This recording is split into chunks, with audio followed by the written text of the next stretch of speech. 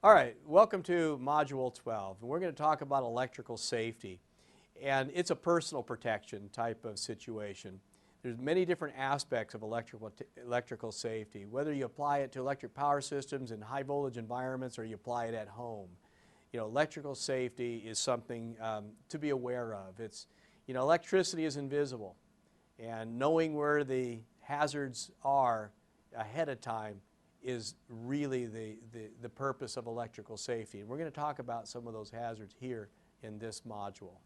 So in this module, the objectives are discuss the essential safety aspects of electrical power systems, explain what is meant by ground potential rise, explain the meaning of touch and step potentials, describe the uses and applications of personal protective equipment, referred to commonly as PPE.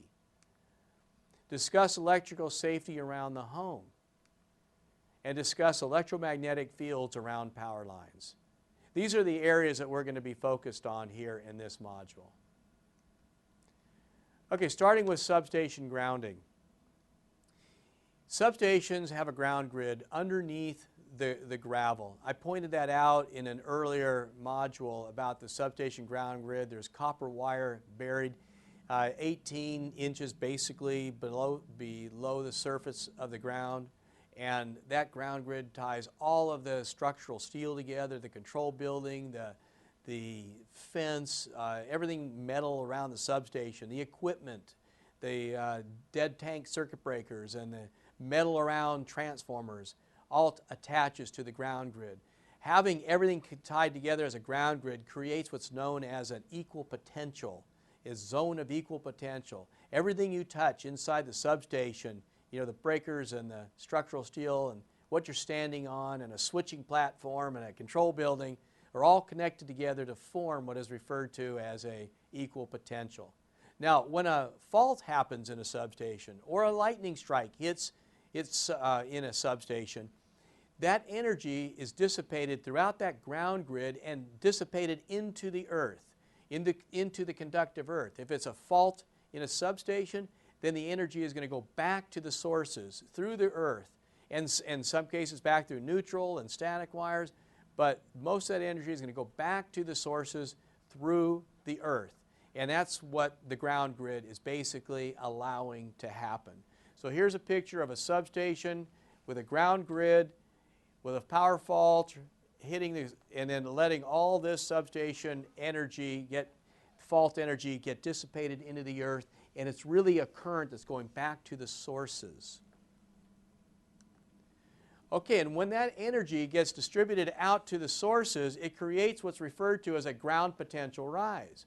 So here's a substation, here's the ground grid, there's a fence around it, there's a control building, and let's say there's a fault in a transformer, maybe 120 kV transformer bushing just flashed over to ground, and we have a line to ground fault, and that energy is going into the ground grid and into the earth and creating what's referred to as a ground potential rise.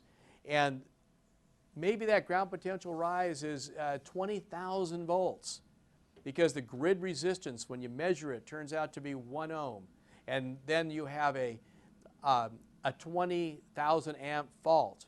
There's a few other numbers going like square root of 2 and peak, asymmetrical, whatever. But the bottom line is if you have essentially a 15,000 amp fault in a 1 ohm ground grid, you end up with not 15 kV, but even greater than that because of the asymmetrical peak and because of some other reactance to resistance ratios causes it to be even higher. But bottom line is, let's say you have a 20,000 volt ground potential rise around the substation. The idea is in the substation, everything you touch is going to be 20,000 volts. So everything is basically safe. You're standing on 20,000, you're touching 20,000. The difference of potential is essentially zero. It's like flying in an airplane at 20,000 feet. Everything is relative. It's okay. It's normal. That's what happens in a substation under a fault. The whole ground grid rises in potential, but you don't know it, but you're at a high voltage potential. But that voltage potential, that ground grid, dissipates into the earth and spreads out over a distance. Spreads out, that becomes known as the zone of influence. This is the zone around the substation where the voltage drops to, typically defined as the 300 volt point is the parameter. They're not always in circles, depending on the soil conditions. It could be whatever shape it happens to be. But just get the idea of a substation having a ground potential rise. Everything in the substation is kind of like at a plateau, and it just fades away. Okay, and that's what a GPR is all about. Okay, when you have a ground potential rise, that creates conditions for touch and step potentials. So here's the substation with its ground potential rise, okay, and it fades away.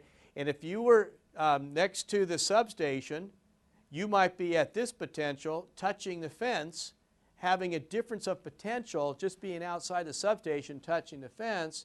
You could have a difference of potential because the potential is dropping, and that could be hazardous. So most substations, all your modern substations, maybe dating back to 20, 25 years, somewhere in there, old, normally put a ground wire around the outside of the fence, 3 feet out, a meter out, so that it's tied into the ground grid, so a person standing outside the fence could be touching the fence just as if they were inside standing on the ground grid touching the fence. So there's this equal potential zone around. But once you get away from that, the potential drops. So here it's dropping, okay? So you have what's called touch potential. If you're standing where the voltage in the earth is dropping and you're touching one object at one voltage, standing barefoot would be the worst case, with a difference of potential, you'd have a touch potential issue. Also, if you were barefoot and you were standing away from there, there's going to be a difference potential just between your feet. Okay, so as you're walking away from here, there could be a difference of potential. That's why people say when there's a car accident, when you get out of the car, you don't want to touch the ground and the car at the same time, because if there's a wire, a high voltage electrical wire on the car, the 4 tires act as insulators. So the metal car is at a high voltage and the earth is grounded.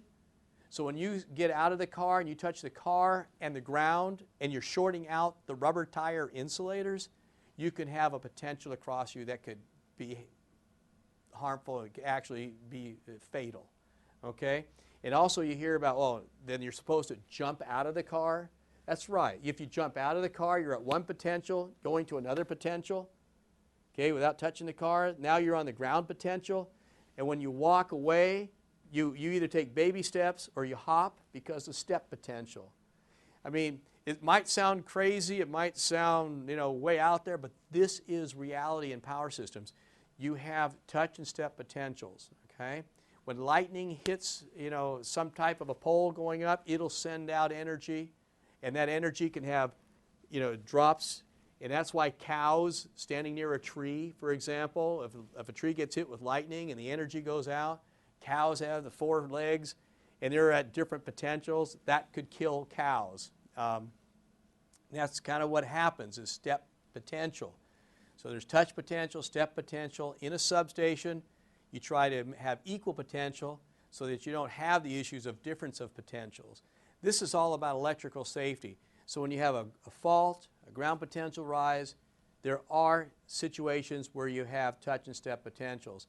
And, there's a lot you can go into on electrical safety.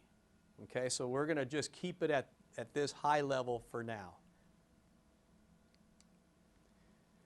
Okay, now here's where we get into the personal protective equipment, PPE. This is where we're talking about rubber gloves and rubber blankets and those types of rubber goods that act as an insulator. Okay, so the first glove here is actually a cloth. It's just a cloth, cotton cloth that you put on just to kind of keep your hands dry when you put them into the insulating glove.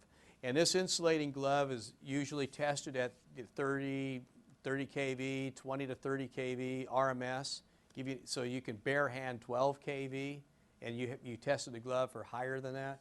And then you have a protective leather glove that slips over the insulating glove, and you work with these big gloves and you're trying to do work with it, but you're protected 20,000 volt type isolation.